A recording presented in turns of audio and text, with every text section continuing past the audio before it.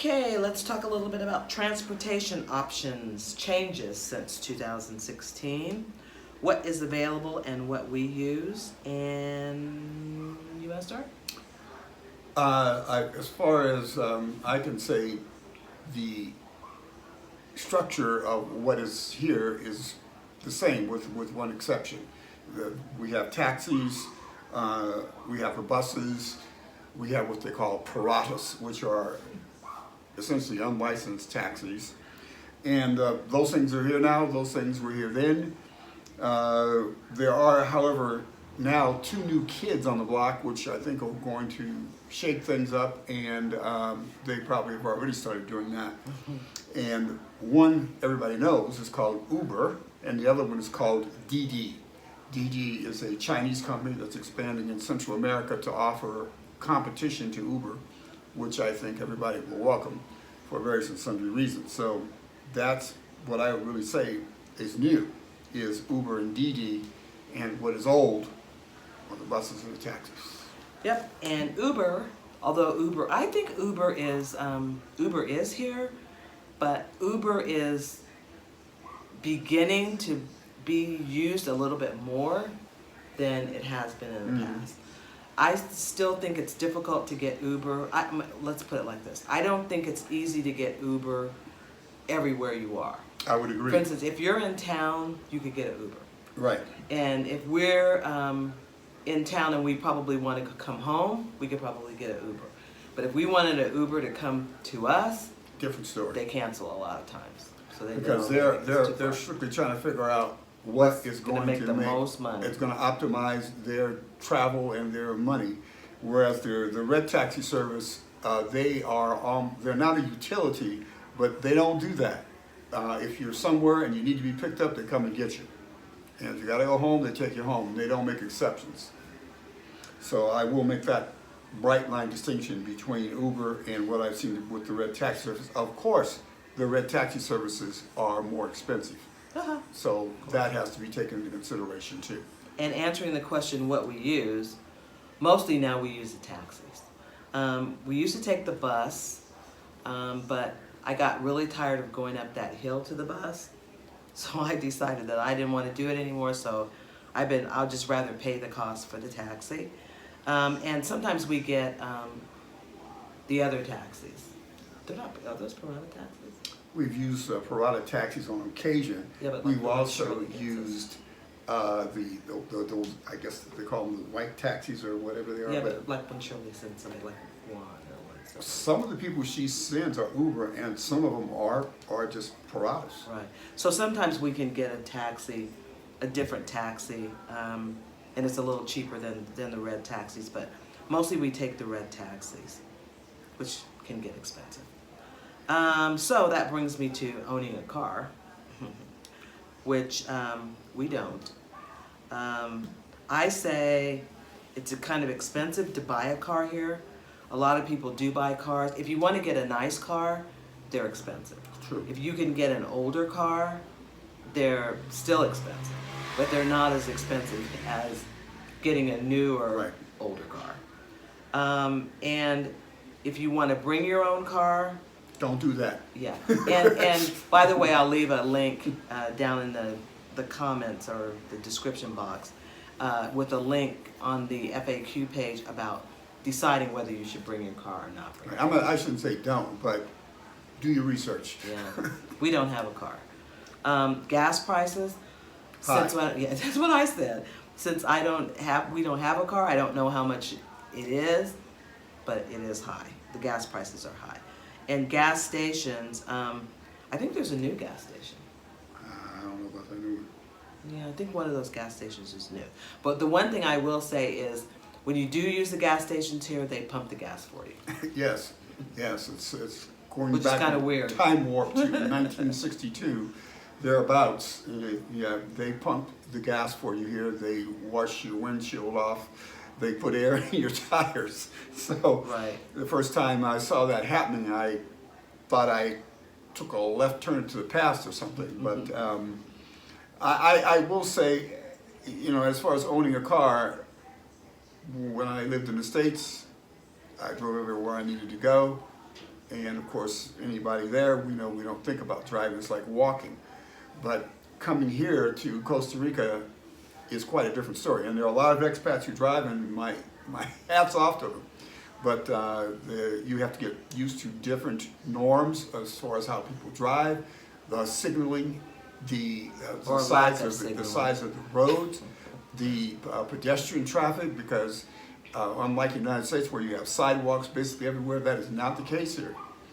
When you get away from the central part of town and up onto the ridges around Gracia, the roads end and the people are walking on the edge of the road, or they're walking in a ditch, and that's more. Okay, let's see. Let's talk about cost of living. Cost of living for two people. I think the cost of living has gone up a little bit, slightly. And I actually, sorry, I have a bug. I actually think part of that is due to the VAT tax that they've added. And part of it is probably just due to more people moving here.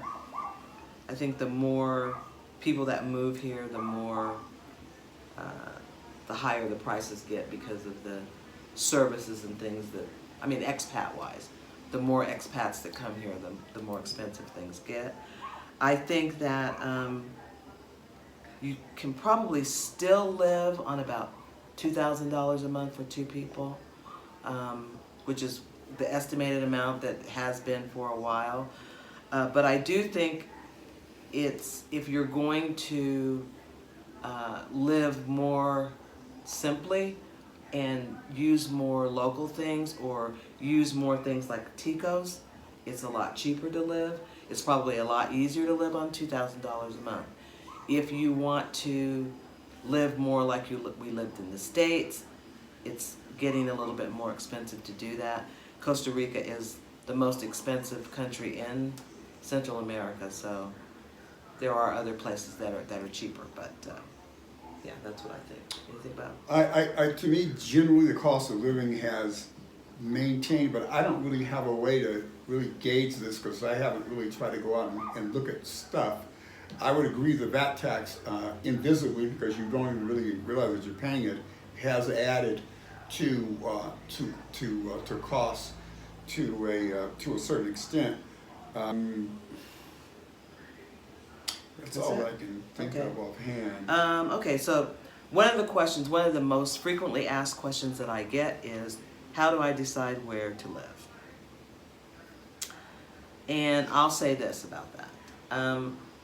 It's really kind of a difficult question to answer because Costa Rica is not like the United States, and there are not like cities next to each other that you just go on the freeway and get off at this exit and then there's another neighborhood there and another city. The cities are sort of spread out in a way. The highways are not freeways. There are a lot of two-lane roads, winding, mountain kind of situations. Comment on the roads. You know, if you're in the United States, you judge where you're going by distance. In other words, I got to travel 100 miles, I got to travel 50 miles. When you're in Costa Rica, you judge where you're going by time because something can be 30 miles away, but it's going to take you 2 hours to get there, even if you have a car, for various and sundry reasons. Changes in road conditions, traffic, or whatever. So it's kind of different from that standpoint. Right. And I will say, too, another thing is, back to the other question, we were talking about the cost of living, and you mentioned something about the rents. I do think that the rents have gone up. Mm-hmm. Our rent has stayed the same, but I think that you probably can get a nice 2-bedroom place in Gracia now for maybe $900, but maybe around $1,000, depending on what you want. And I think that's up from, our rent's $800, we have 3 bedrooms, and it's furnished. I think those prices have gone up a little bit. I think there's more availability, though, for those houses. And anyway, back to the situation with where to live. So generally I answer the question this way, like, what is it that you're looking for? You need to figure out what you want. Do you want to be in a town that offers a lot of services? Do you want to be by the beach? Do you want to live high up with a view, or do you just want to live in town so you can get around? So first you have to figure out what it is you're looking for and where you want to live, what kind of temperature you want, what kind of lifestyle. And then from there, you can kind of figure out between the different cities which might be the best for you, which city might be the best for you. Because as far as the cities go, okay, for instance, if you're older and you're probably going to need to, or be more concerned about having access to like medical. Mm-hmm. And if you go some places, you'll be too far away from better hospitals, and it's going to take you longer to get there. They're not going to be available, so you have to take those kinds of things into consideration. If you're younger and you don't really need a hospital because you're still in the prime of life and nothing ever happens to you, then you can afford to like choose a location that's like further away. Right. To say. And I do have also in the FAQs information about how to choose what's the best place for you to live. So I'll put a link in the description about that as well. Let's see. Gated communities. There are gated communities here. And there's more gated communities, I think, that are kind of coming onto the horizon here. I know there's one now down toward the exit when you're first coming into Gracia now, on the right-hand side. And there's one being built also on the old Alameda Road. Yeah, so there are more gated communities here. Condos with more modern amenities that are newer, that are kind of nice for expats. It gives us another option for housing. These things are just coming in, but it's a trend. There's going to be more of it. And so there's going to be that kind of amenity where you're not choosing from housing stock that's 40 years old, primarily geared towards Costa Ricans. You're seeing things that just, where they have the things that we think about in the States, like hot water. Oh yeah, what a novelty. Hot water. Throughout. Right. What about that? Right. Okay. I'm done, no, I'm done. To digress back Sorry. about the most frequently asked question, the way, and she said it, I would characterize it slightly different. I would just say that know what kinds of goods, services, and amenities you must have. True. Must have. True. Okay? Because one thing I can guarantee you, you won't have everything that you're accustomed to having. And so you really need to kind of do your research That's and right. know what it is that you must have, and then look for the places that have those things. Realizing that this ain't Kansas, there will be adjustments, there will be trade-offs. You will love the experience, but it won't necessarily give you all the things that you've been just transparently accustomed to if you're from the United States. True. And sometimes I'll say one thing too, it's like sometimes you think there's certain things that you have to have, and then there's things that you think that you don't have to have, and then after you don't have them for a while, you figure out that you really needed them or wanted them. You really like to have them back. You wanted them, right. So after being here for 4 years, it's like there are things that I thought maybe I didn't really have to have or didn't need to have in my life that I feel like I do now. Spinach. But U.S. spinach. So we're talking about renting, and one of the other considerations in renting is, well, how do I do that? And again, I don't want to just keep emphasizing differences, because you do things similar here as you do in the States in some ways. You go to a realtor. Some realtors specialize in rentals, and they can show you some properties, and they know where the nice ones are. They can show you those, and that works for some people, and it's a good way to go. The other thing to do is to use online services, perhaps before you get here, to get some familiarity with the market. And after you come, there may be some that specialize in a particular area, and you might find things that way. The other thing that I would point out about finding a rental that's different here is referrals.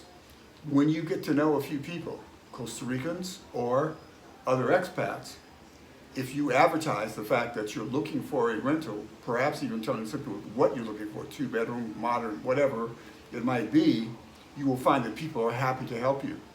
they're happy to let you know when things come up. They may not come up right away. You may come here and have to move into one place, and then within a few months, people will start telling you about things. You'll keep looking, you'll find things on some of the online services that are very nice and desirable. So I emphasize perhaps a realtor, perhaps online services, but certainly I think referrals here are very effective. Yeah, I agree. But I really do think that, when we were talking about the prices for rentals, I think that's one of the things that will really help you if you are looking for a place to be able to get something that's more affordable. If you're here and you are actually talking to people about different places, a lot of times you can come up with a place that is really nice for a lot less. Mm-hmm. Maybe than if you went online or something Right, like that's that. correct, yeah. Yeah. So I would mention that. Let's see. Anything else about rentals? That's all I can think of. Okay. So the next thing we were going to talk about is animals. Do you know that? Yep. Okay. So animals, pets, strays, veterinary care, keeping pets safe. So I would say that there are a lot of stray animals here. There's a lot of dogs that run the streets. There's a lot of cats that are stray animals here. And to me, it seems to me like a lot of people just get an animal after they get here a lot of times. Even if you don't have an animal, when you get here, after you're here for a while, a lot of times you'll end up with one because, I don't know, maybe it just ended up on your property, or maybe like we got 2 cats that we didn't have before we got here. We've had 3 that kind of like just showed up, and we started feeding them and kind of taking care of them. Or you'll find someone that says, or like on Facebook or something, they'll say like there's this dog that was found, or there's this cat that needs a home, or something like that. And yeah, and rescues, right. And so you can pick up animals there, and I think it really helps a lot. Veterinary care, I find, is pretty affordable. Oh, well, compared to the United States, Yeah, it's very affordable. Right, right. And I have keeping pets safe. I find that to be difficult to me. I mean, I don't think everybody's finding it difficult, but I have found it to be a little trying to keep pets safe, especially like if you bring pets over from the States or something like that, and if you have a small pet, because there are dangers for pets here. I don't think that our pets know about, they're not used to these kinds of things in the States. And I don't know if you guys follow us along, but we did bring our 2 Yorkies over here. It was about $4,200 to have them flown here from the States. And they passed away last year because there are these poison toads that are very common here, and our dogs were outside, and I guess there was one out there, and they attacked it, and they ended up passing away. So you do have to be really careful about animals. I would say if you don't have to bring your dog or cat over here, just get one when you're here. And it seems like the local animals know a little bit more about how to keep safe.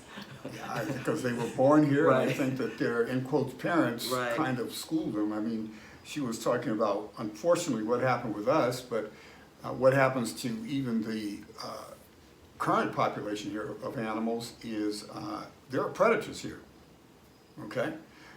Specifically coyotes. And if you have a cat, that cat is could have a problem with a coyote, and it's not going to come out on the winning side, because when the coyote looks at the cat, that's a meal. And this is something that does happen. I'm not saying every other day, but you do hear about where these coyotes have hunted cats. Right, and They're also disappeared. there are these, there's a lot of vegetation and a lot of plants and trees and things that are here that can be poisonous to your pets.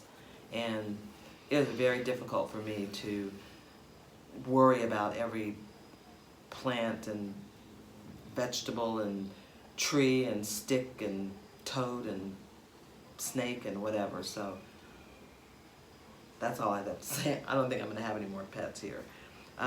Anyway, anything else you want to say on Nope, the pet? that's all I have. Residency. Types of residency, because there's 5 types. The most common ones are pensionado, that's when you're over 65. Rentista, those are generally people that aren't 65 and they're renting. And then there's inversionista. Those are investors, basically. And of those residency types, pensionado is the easiest one. Rentista is the most difficult one. And I think it's the most difficult because it requires that you deposit about $60,000 into the bank account. 1 year's worth of the, whatever the income requirement is per month. Yeah, I think it's about 60,000. And how to apply for residency, you can do it yourself, but it's going to be in Spanish, so I don't really recommend that unless you are really good in Spanish. I only know one person that did that.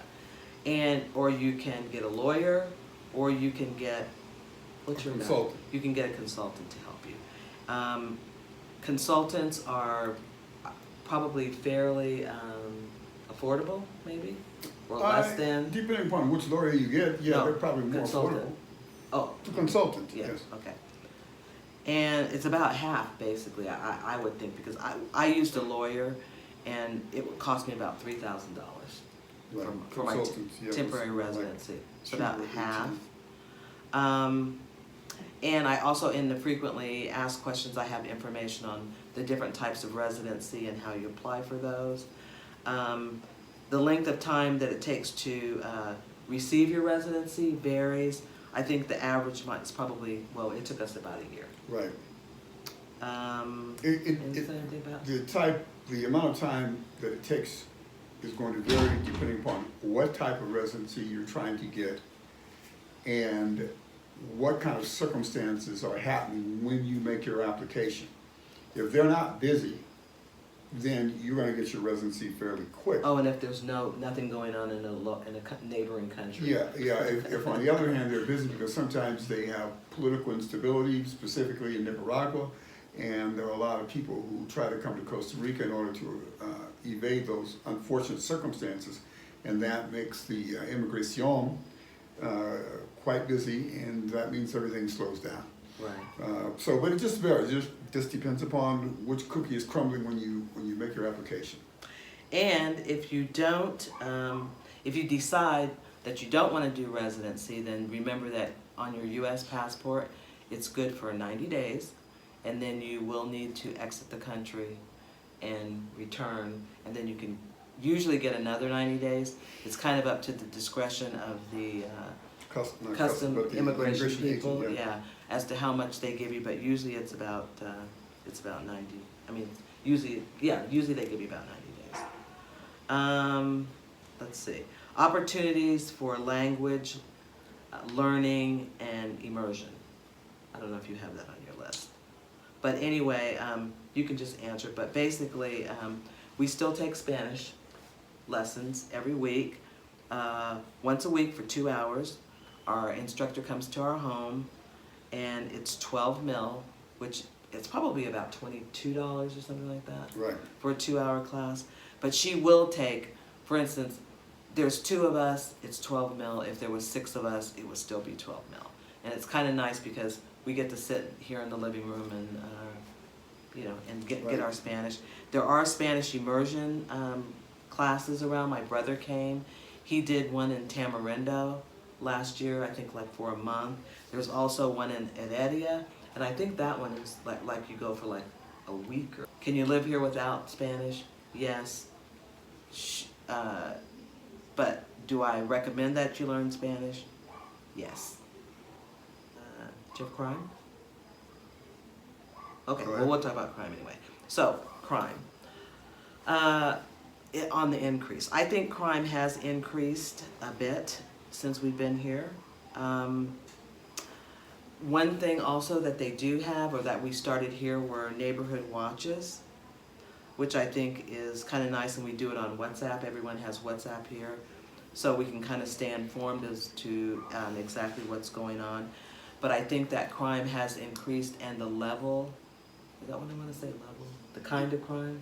Yeah, kind. Is a little bit different, whereas I think it used to be more Petty. just petty crimes, but now it's a little bit more violent crime is up a little bit. There's been more home invasions and things of that nature. Not a lot, but more than I think when we first got here. One is too many, so Yeah, exactly. you know, if you have more than that, then it's a disaster. But I mean, it doesn't mean that the world's coming to an end. No, unless it happens to you. But generally, it's not happening to everybody. But there are certain risk factors, which I'm going to save that for another thing. That to cover that topic in detail. A bit Right. about the medical system in Costa Rica. Is medical free? No, it's not. Is medical expensive? No, it's not. Their medical system is under an organization that they call the Caja. If you become a resident, then you pay into that system on a monthly basis based upon your income. And there is no co-pays, there is no anything. You just go and do what you have to do. So that, in just a very general way, is how the Caja works. That's how much it costs based upon your income. The access to medical. I would say this way, just to explain it a little bit more. If you come to Costa Rica and you need medical attention, medical care while you're here, you have an option. You can buy medical insurance or you can self-insure while you're here. You can't use the Costa Rican medical system, which is called the Caja, unless you have your residency here. I don't know how much the insurance is. It probably varies. There's a lot of different companies out there that you can check with. We basically self-insured, so we just would go find a doctor and pay out of pocket. I went to the doctor yesterday, had my ears cleaned. It was 30 mil, which is about $55 for the consultation and the procedure. So that's about, and then I had to get a prescription filled for some drops for my ears, and that was about $9. If you get residency, then you're automatically going to be enrolled in the Caja. It's kind of like the U.S. Medicare for all, so to speak. Everyone here pays into the system, so when you become a resident, then you're going to have to pay into the system as well, and it does go according to your income. You'll pay monthly according to your income, and then you can use all of the services that the local people use for free. And then, as Levanson said, if you don't want to use those services, you can always get a private doctor and continue to pay out of pocket. Okay, so let's talk about, we've gone over most of the things that have to do with living in Gracia and the changes that have transpired since we've been here for the last 4 years. And so we'll say, if you were to ask us what is the best and the worst thing about living in Gracia? You want me to go first? Or you? Okay. I would say that in Gracia, it's really pretty here. It's beautiful. It's a beautiful, quiet little town. The population is about 15,000. The people are very friendly. It's pretty easy to get around. The bus system is really good. I mean, you can go into town and get a bus going just about anywhere. So I think I think those are some of the things that stick out in my mind about living here. It's not a huge town, but it's big enough to be able to get most of the things that you need pretty easily. The worst thing about living here, to me again, my biggest thing is I think it's just hard to keep your pets safe. That's about the only thing I can think of, and maybe being able to get around with no car, living up on this hill. What do you think? Well, I would agree with what you're saying. I would just add some other things to that. again, the best thing about living here, as far as I've already stated, is The people. the people. As far as the worst thing, she's already really stated it. The only other thing that I would add to that is hot water. You go, what? Hot water? Yeah, because depending upon what house you live in, you may not have hot water everywhere. Quite often, most of the houses do come with hot water at the showers, and in some cases, that's it. Hot water for washing your dishes, hot water for washing your clothes, hot water at a face bowl or sink in the bathroom, nope. So, I kind of miss that, you know. As far as from the States, I've adjusted to it, and it isn't like it's, you know, that big of a deal, but it is something that's different here. And by the way, I said quite often in Latin America, you're not, it's just a different place. They look at things differently than we've been accustomed to. So hot water isn't one of those things that you just find universally throughout your house, in a lot of cases anyway. Okay, and advice for people moving here, you know, maybe one or two things that of advice that we could offer. And I would say, advice I would give would be rent, don't buy for at least 1 year.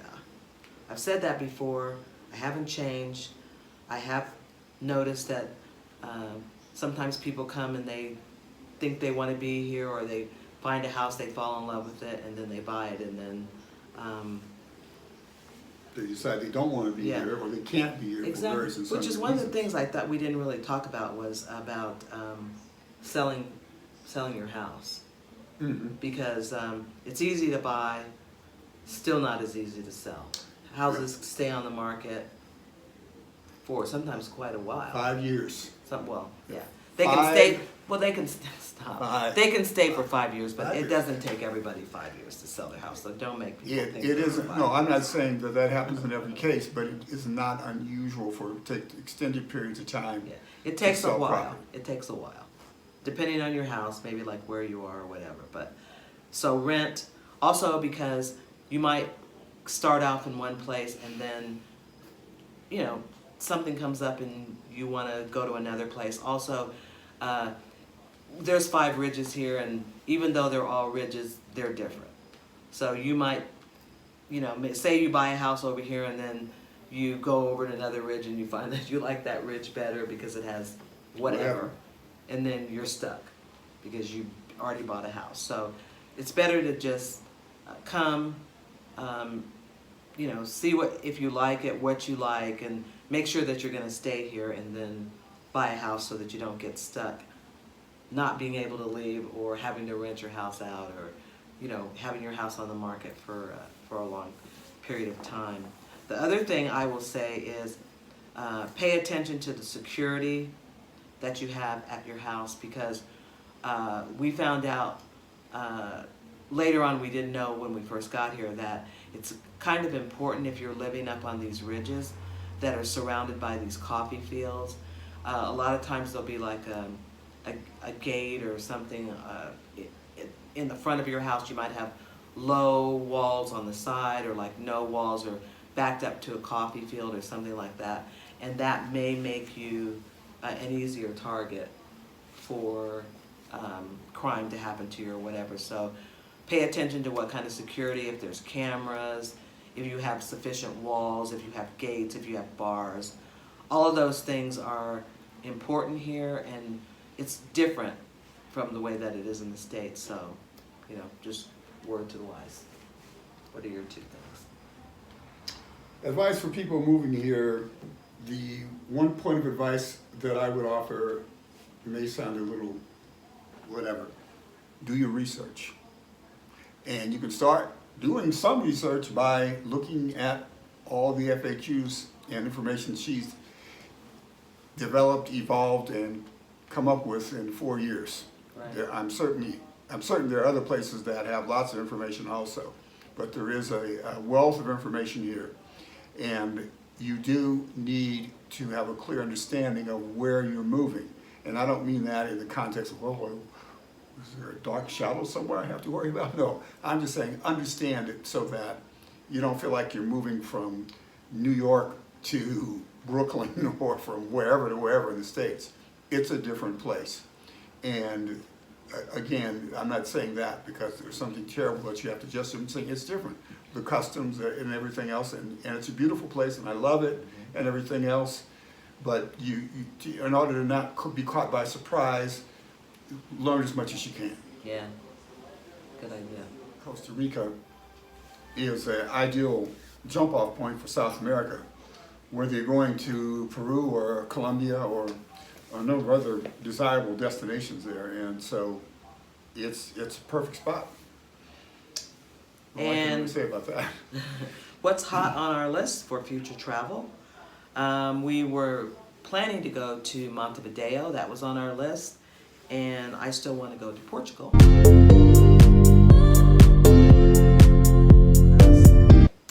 We are moving to Mexico in the summer of 2020, and we are going to be moving to Puerto Vallarta, Mexico. We're pretty excited about it.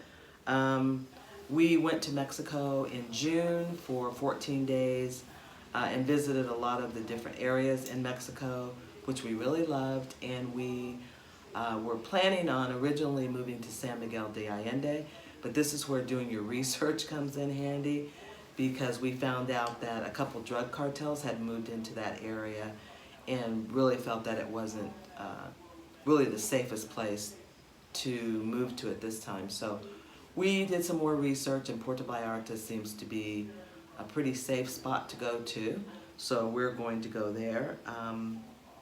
The cost of living is less in Mexico. I think the rental rates are going to be a little bit higher in Puerto Vallarta because it's a tourist town, but a lot of the other things are going to be cheaper, so I think it will probably balance itself out. We really enjoy exploring ruins and looking at all the architectural sites and colonial cities, and we'll also have more access to access to services, including restaurants, shopping, music, museums, etc. So Mexico was on our list to travel to anyway, and it's probably a better option to live there than to keep trying to go to Mexico from Costa Rica. The buses are great. We can just live there, travel around on the buses, and we're pretty excited about it. Well, that's easier for me there than it has been here, as far as just having things available conveniently. So that's going to be different than what I've had in living in Gracia. That doesn't take anything away from my time here, but it's nice to have conveniences.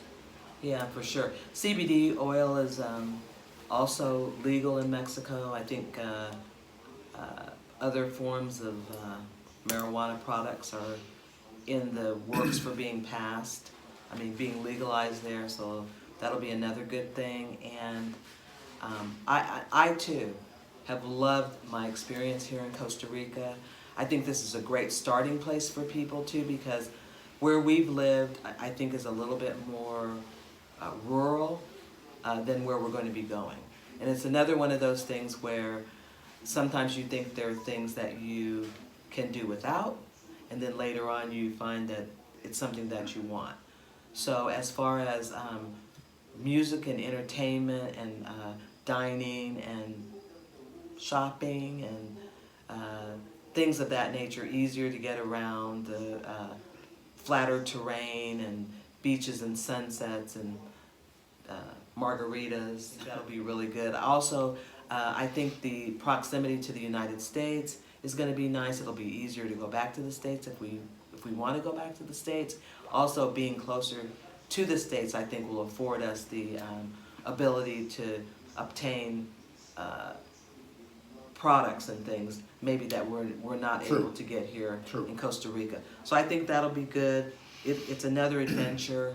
I love adventures. I love traveling around, seeing new things, meeting new people, and I think we've had a great run here in Costa Rica. But I think it'll be fun to have a new adventure. So stay tuned. We're going to be here until June. I'll still be posting from here, and then starting in June, I'll be posting and sending videos and everything to you about our life in Puerto Vallarta. Anyway, guys, thanks for joining us today. Keep listening to the video, keep watching the video, because I'm going to put some information about our border runs. Leave me a comment if you have something that you still have questions, or something that I didn't cover that you're interested in knowing about. And until then, see you soon. Bye. Pura Vida.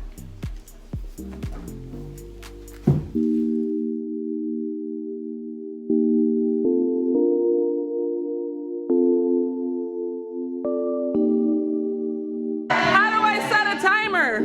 Oh, timer. I don't know how to use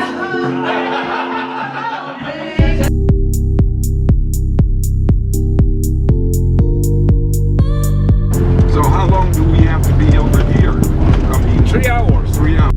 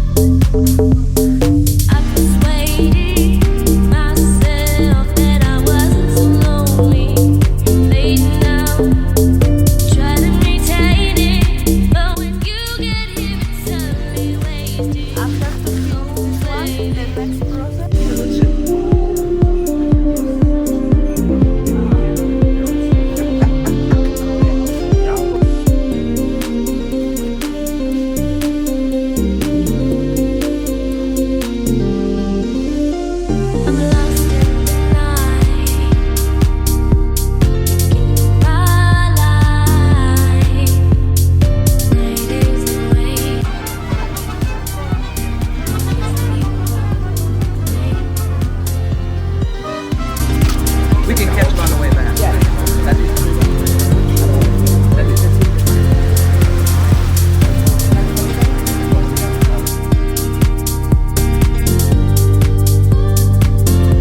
Hey everybody, it's Friday, June 17th, and this is the first episode of Itchy Expat TV Live. My name is Devin, this is Levanson. We're coming to you live from Gracia, Costa Rica. And Levanson, why don't you tell them what we're going to be doing today? Well, today,